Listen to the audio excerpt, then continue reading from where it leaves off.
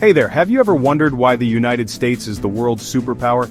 Most people say it's because of their strong military, advanced technology, or, nuclear weapons.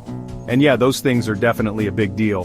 But here's a little secret. The US has another powerful weapon, which is actually stronger than nukes. It's a system called the Petrodollar. You might have seen the news recently about BRICS countries teaming up to challenge the petrodollar or starting de-dollarization, but what does that even mean? What is the petrodollar? Why does it make America a superpower, and why is it so controversial? So in this video we'll explain all you need to know about the petrodollar.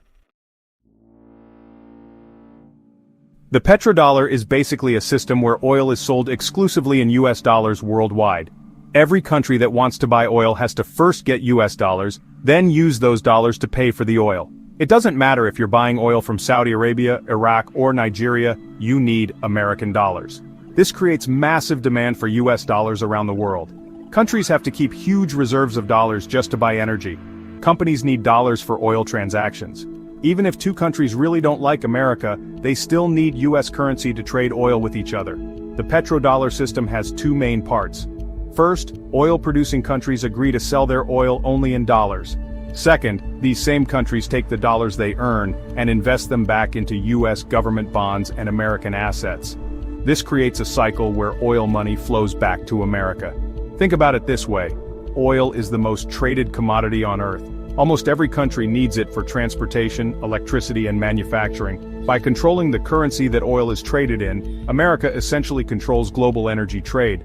The system is so powerful because oil isn't optional.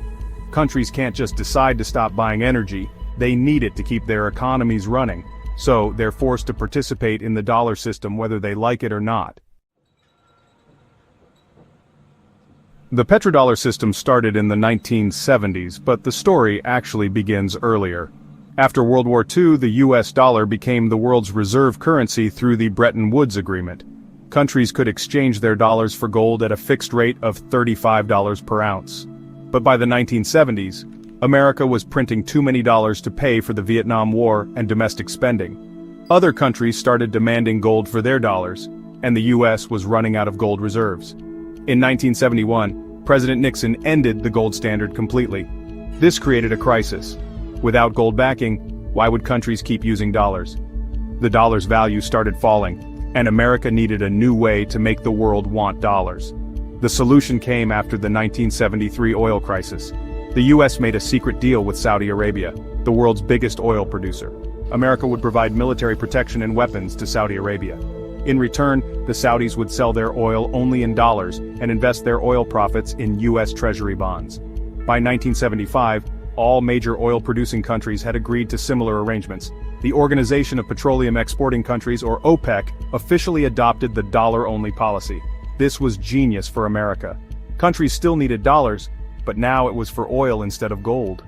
Unlike gold, which was limited, America could print as many dollars as needed to maintain the system. The petrodollar system gives America incredible economic and political power that most people don't fully understand. First, it creates artificial demand for US dollars. Countries need dollars for oil, so they'll always want American currency regardless of US economic performance. This lets America run massive budget deficits without consequences. When the US government spends more than it earns, it prints new dollars. Normally, this would cause inflation and make the currency worthless. But since the world needs dollars for oil, there's always demand for the new dollars America creates. America can basically export its inflation to other countries. When the US prints money, the dollar's value decreases slightly worldwide rather than creating massive inflation inside America. Other countries absorb the cost while America gets the benefit of free spending. The system also gives America enormous leverage over other countries.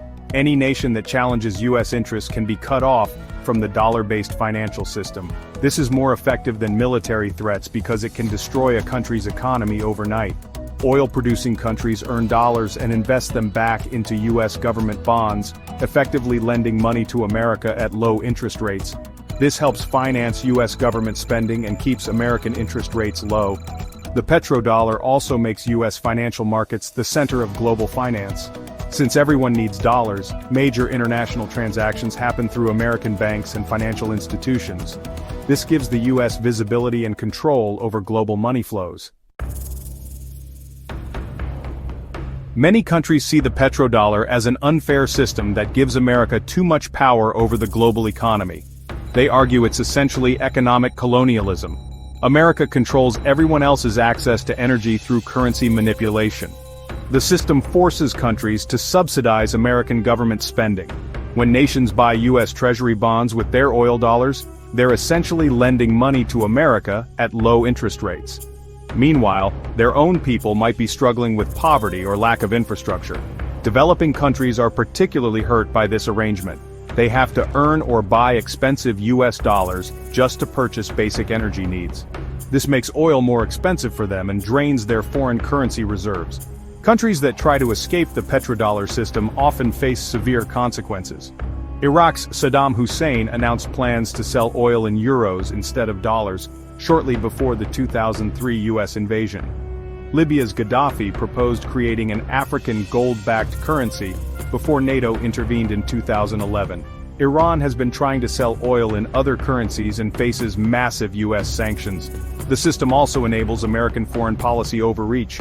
The U.S. can impose sanctions on any country by cutting them off from dollar-based oil trade. This gives America the power to punish nations even when other countries disagree with U.S. policies. China and Russia particularly resent the petrodollar because it limits their influence in global affairs. They see it as America using its currency dominance to maintain global hegemony long after its economic superiority has diminished. The petrodollar system is facing serious challenges for the first time since the 1970s.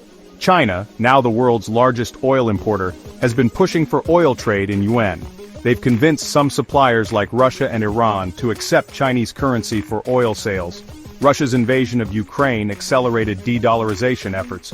When the West froze Russian dollar reserves, it showed other countries that dollar assets aren't safe if they conflict with U.S. interests. This made nations more interested in alternatives to the dollar system. The BRICS countries, Brazil, Russia, India, China, and South Africa, are working on alternative payment systems that bypass the dollar. They're developing their own international banking networks and discussing a common currency for trade.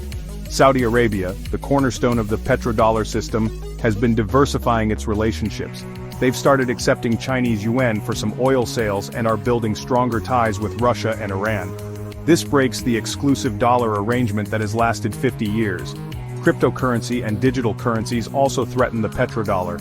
Some countries are experimenting with blockchain-based trade that doesn't require traditional banking systems. However, replacing the dollar won't be easy. The U.S. financial system is still the most developed and liquid in the world. The petrodollar's future depends on America's ability to maintain global influence and the willingness of other countries to accept dollar dominance.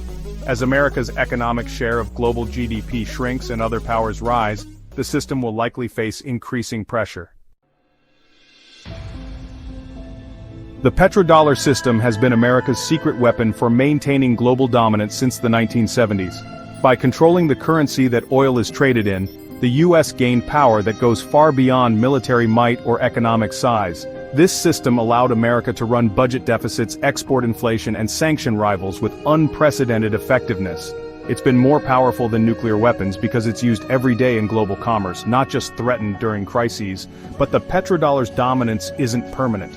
Rising powers like China and Russia are actively working to create alternatives. The system that seemed unshakable for 50 years might be entering its final phase. Whether America can adapt to a multipolar currency world, or will fight to maintain dollar dominance, could shape global politics for decades. The future of the petrodollar is really the future of American power itself.